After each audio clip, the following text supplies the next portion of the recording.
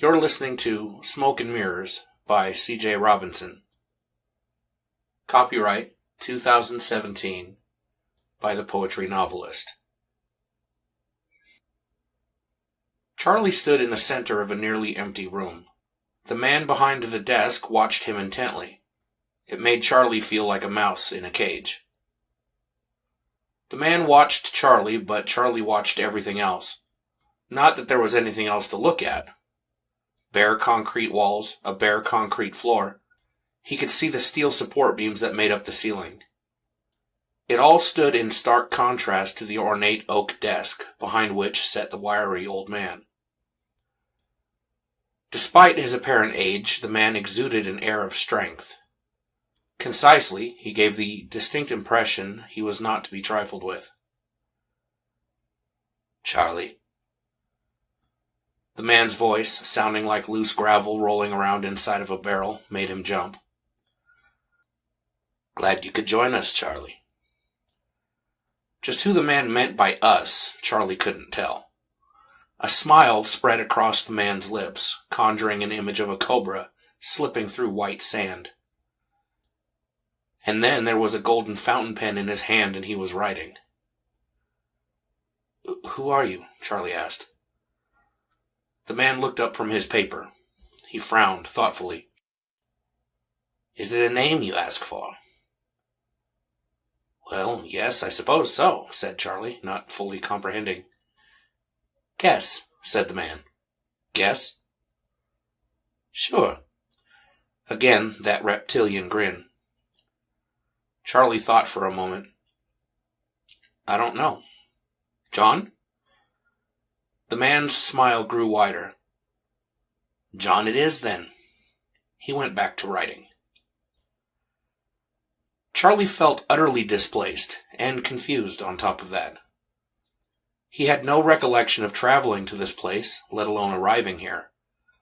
The room itself held no memories for him either.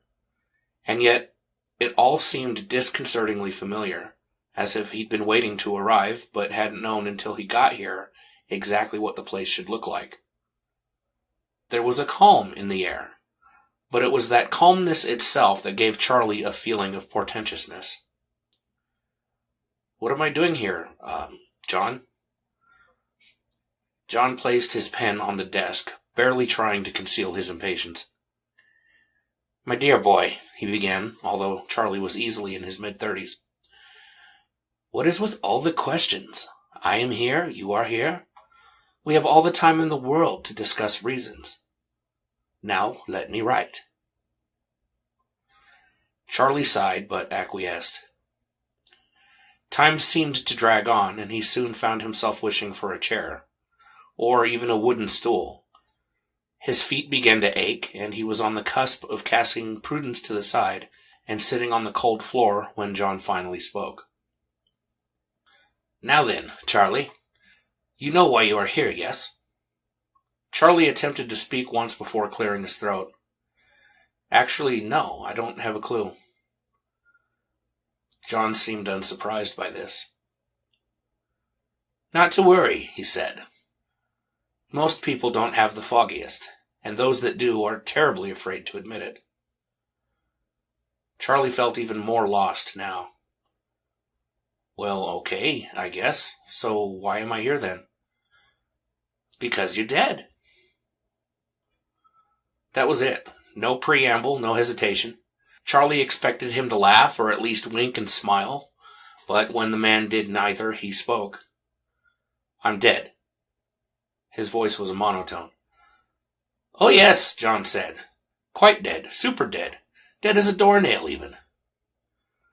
Charlie frowned. "So what does that mean?" John did laugh then. "Ha! You mean to say you need me to explain to you what dead is?" Charlie stood up straight.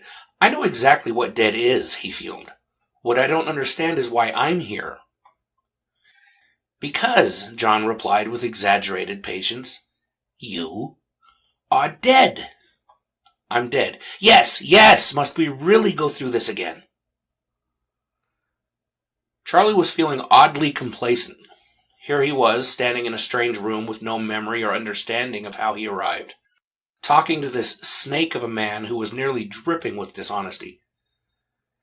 And the man was telling Charlie that he was dead. Yet Charlie felt no anger, only curiosity. Okay, so I'm dead. But why? Oh, you want to know why? Very well. It was a drunk driving accident. I was killed by a drunk driver. John laughed again, softer this time and with a touch of pity. I'm afraid not, my boy. You see, you were the drunk driver. Me? How? Charlie was incredulous. Girlfriend left you. Said you were much too old for the magician's routine and that you needed to find a real job. She made some crude comment regarding magic and the size of a particular... He faded off. Never mind, he concluded. We've no need for that discussion. Being the desirable human specimen that you are, your apparent reaction was to drink away her memory at the bar with your friends, which is a sad and stereotypical reaction, in my opinion. You made it there. Obviously, you didn't make it back. Charlie was shocked. But what about the others? You mean the other car? Yes, and my friends, what happened to them?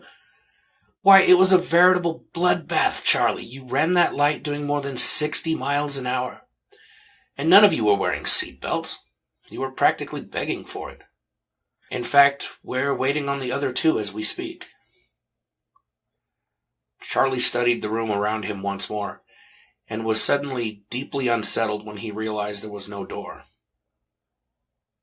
As for the woman and the infant in the other vehicle, concluded John. Well, now you know why you are here. Charlie could do little more than stare. Jesus Christ, he muttered. Hardly.